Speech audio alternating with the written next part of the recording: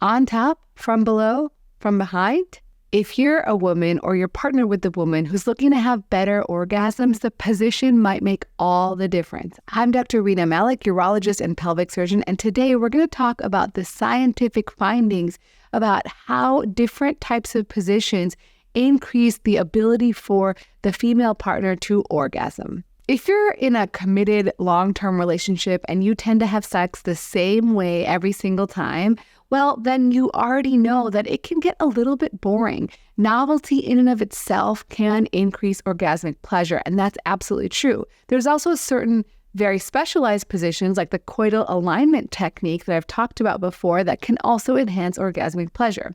But what about the routine positions that everyone sort of cycles through? The first study on this topic was performed in 1978, where Baylor students were recruited, and they were particularly women who were married and were Caucasian mostly, and had to have been in a relationship for at least 2 years. They basically asked them what positions they used, how often they used those positions, and which positions were more effective in getting them to reach climax. And what they found was that those that they used most often were also the most likely to get them to climax. And from top to bottom, or from highest to lowest, the most used position is face-to-face with the male on top.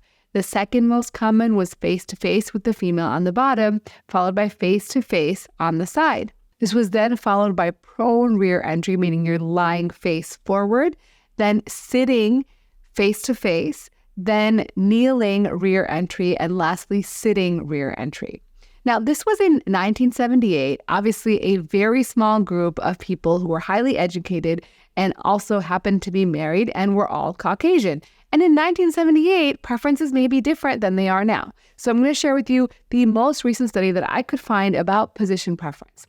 But before I do that, I wanted to let you know all about my practice. My practice is designed to see patients for an entire hour, and I want to be there for all my patients throughout their journey. So when you need to message me or reach me, I'm accessible. You can message me anytime and get a response back very quickly. Also, I'm always researching new technologies and new things that can help you achieve your goals.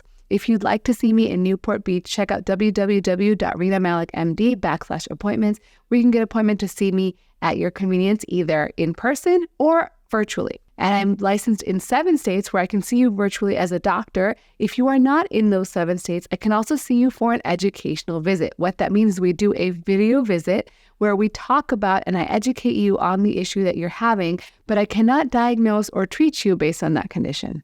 So this study was taking place in the Czech Republic, and they essentially wanted to assess exactly what we're talking about here. What position allowed women to orgasm most effectively? They did this by giving people a survey, and in that survey, they had 13 pictures of silhouettes of 13 different types of sexual activities that could include penetrative sex and non-penetrative sex.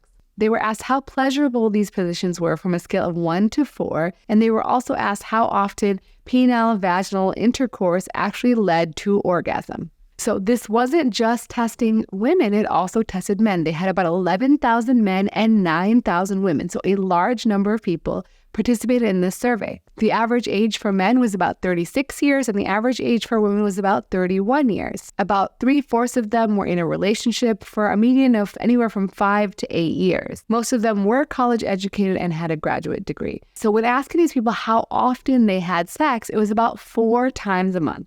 So people often ask, like, what's normal? There's really no normal of how often you should be having sex, but at least in this study, we're seeing that the average person is probably having sex once a week. And in this study, they found the most frequently used positions were similar to that one in 1978. Face-to-face, man above, face-to-face, woman above, but it was then followed by kneeling rear entry. And this is the sad part. 1/3 of women in this study did not experience orgasm with penetrative intercourse. Now, we know there is a percentage of women who don't achieve orgasm. It's usually somewhere around 12% is what's quoted in the literature, but this is certainly higher than that.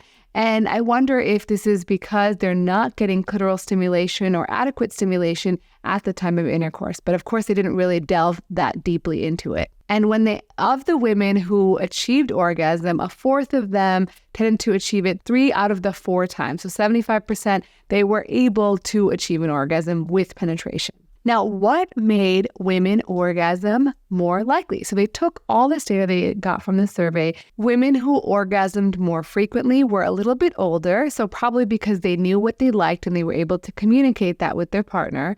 They also had sex more often, probably because they're having more orgasms, so they're enjoying more sex. And they more often participated in certain positions. That included being face-to-face with the woman on top, sitting face-to-face, and they less often did kneeling rear entry. So I think with these positions, women tend to be able to sort of angle themselves in a way that allows for more penetration of the clitoris, both the external clitoris and the internal clitoris, so that they can achieve more pleasure in the female on top position, similarly with the sitting face-to-face position. So in this case, if you don't do that position very often, definitely try it. And also, again, try diversity, try different things in your relationship and see how it goes. You might find a position that you really like that you never even tried before, and it will make the encounter much more exciting and much more enjoyable for both parties involved. If you guys didn't know, I have a new podcast and it's coming out with brand new episodes starting this Friday.